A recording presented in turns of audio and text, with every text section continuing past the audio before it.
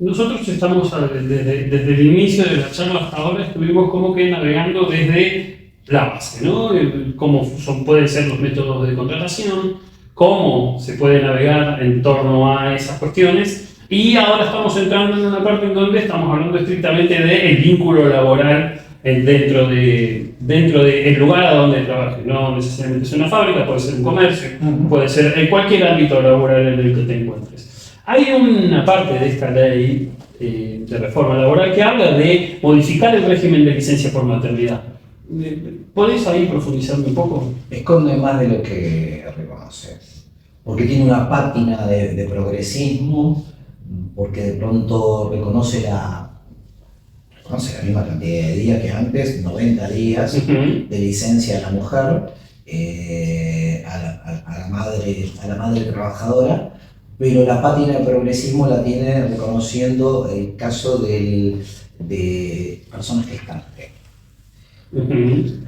Y ahí hay que hacer una estamos todos de acuerdo, que reconozca un derecho a la persona gestante y no solamente a la mujer.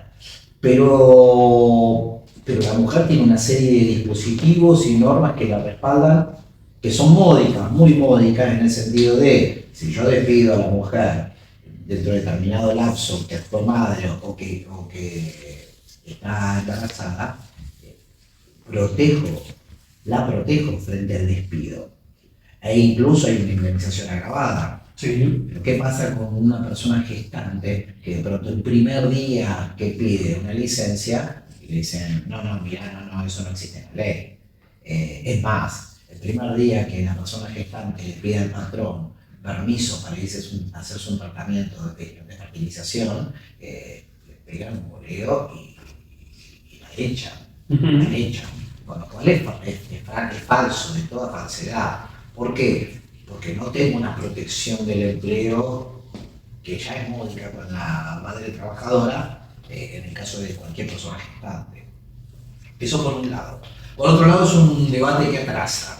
¿Por qué atrasa? Porque la OIT desde la década del 60 lo que viene diciendo es que la licencia por maternidad tiene que ser de al menos 18 semanas, lo que equivale a 126 días, tal como el año pasado la Comisión de Legislación de Trabajo de la Cámara de Diputados reconoció con un dictamen con una enorme mayoría.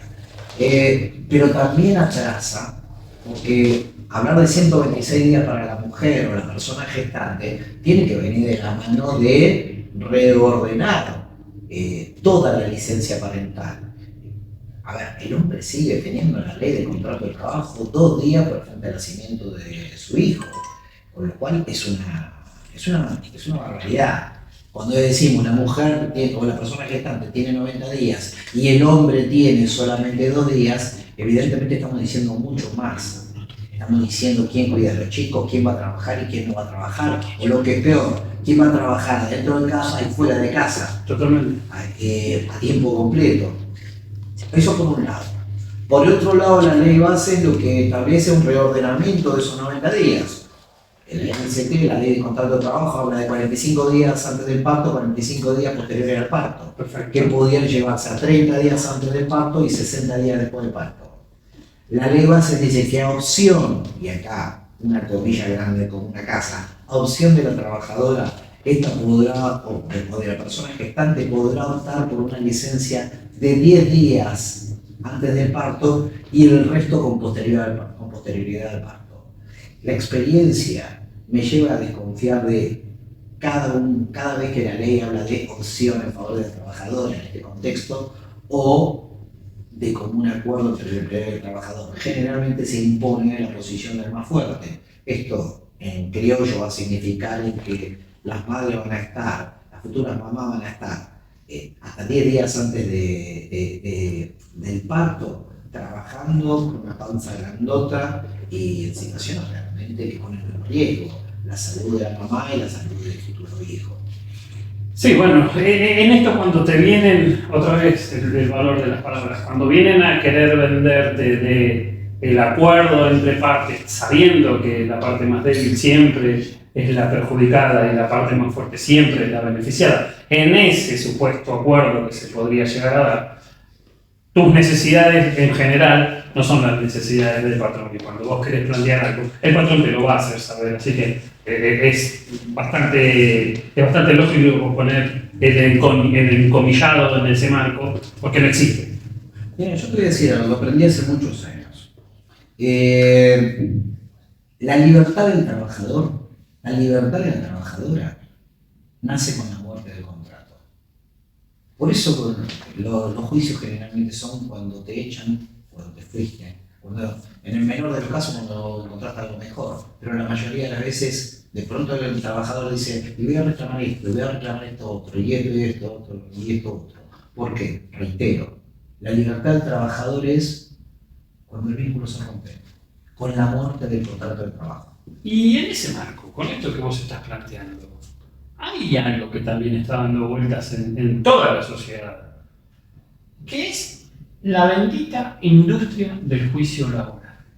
¿Existe eso? Porque, no sé, ¿existe o no existe? Obvio que existe la industria del juicio laboral, pero para el otro lado. Es la industria del juicio laboral de los patrones.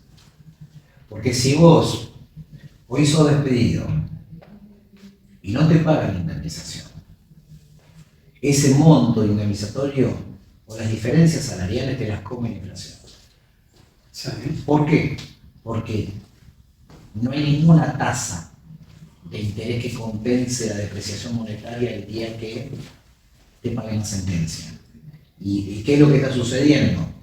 Ya la ley bases, que ya el DNU 70 del 2023 apuntaba a bajar la tasa de interés para actualizar los créditos laborales.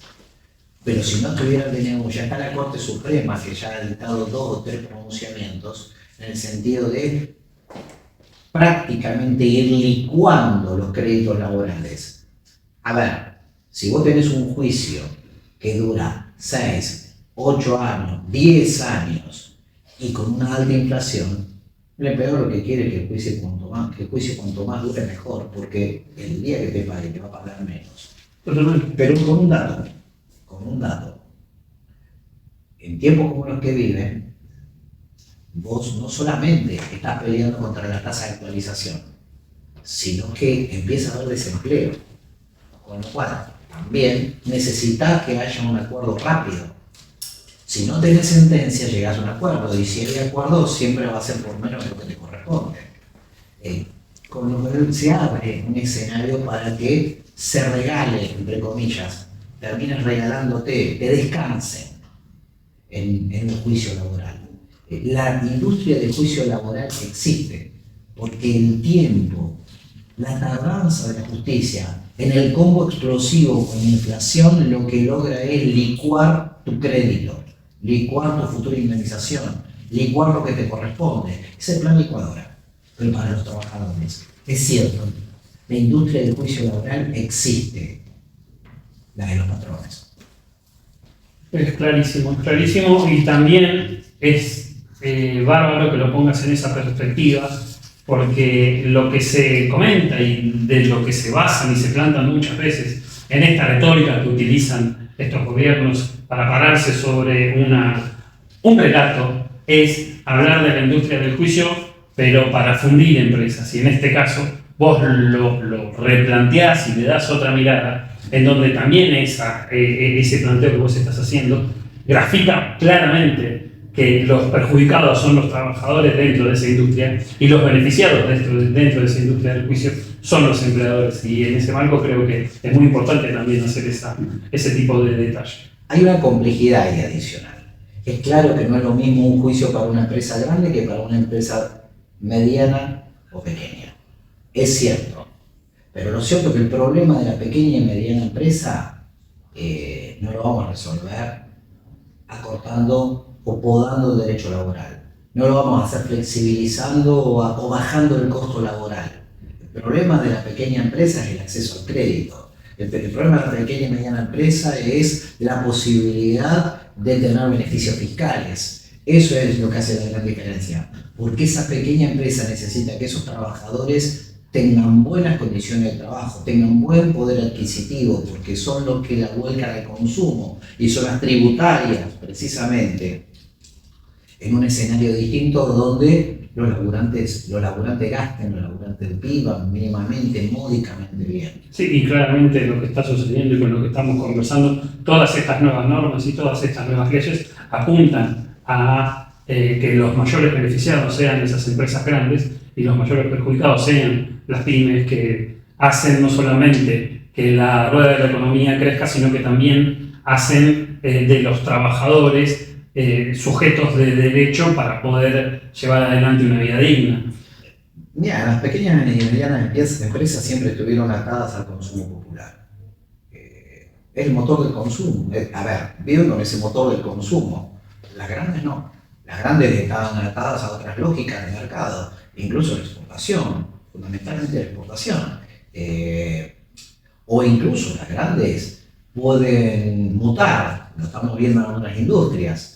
En algunas industrias ya empezaron eliminando el cuarto turno, se fue el cuarto turno, empezaron adelantando vacaciones, siguieron con el 223 bis y las suspensiones, van a empezar con los despidos, están liquidando el estoqueo, en algún momento se van a convertir, van a mutar y trocar en importadoras. Toda esa versatilidad no la tiene una pequeña y mediana empresa. A ver, más allá de la diferencia de intereses entre el capital y el trabajo, hay un vínculo ahí que se tiene que fortalecer fundamentalmente con la pequeña y mediana industria, con el pequeño y mediano comercio, porque son socios precisamente en este consumo popular. Y también lo que estamos viendo dentro del marco de lo que está pasando en este último tiempo, que no te lleva hacia otro lugar que la concentración, y en ese caso también las empresas grandes tienen todo por ganar y las empresas medianas o las pymes tienen todo por perder. Así que también es muy importante esto que vos estás planteando. Yo lo que creo ahí es que además de la concentración, lo que tiene elementos para articularse es muy distinto. Mira lo único que se me ocurrió, porque estamos en un momento donde hay una serie de herramientas tendientes a utilizar la fragmentación productiva como forma de precarización. Y lo digo porque el capital desde hace 50 años, desde la crisis del petróleo, lo que está planteando es una fuerte concentración económica que va de la mano de la descentralización productiva. Y muchas veces el capital utiliza la máscara de la pequeña y mediana empresa, pero que son simplemente engranajes de la gran estructura, para aligerar costos y maximizar ganancias. Cuando nos dicen que nos ayornemos, este ayornamiento no puede prescindir de este análisis. Lo que hablábamos en torno del fraude laboral, en torno de la tercerización, en torno de legalizar la figura del testaferro. Todo esto son elementos junto a otros que ha impuesto la ley base precisamente para maximizar ganancias. Desde hace 5 décadas para acá, el capital se mueve sobre la base de concentración económica y descentralización productiva. Es decir, dos caras de la misma moneda. No son cuestiones distintas, son dos caras de la misma moneda. Y en nombre de esa descentralización productiva para ganar más guita, vienen hace mucho por nuestro derecho y nosotros a veces entramos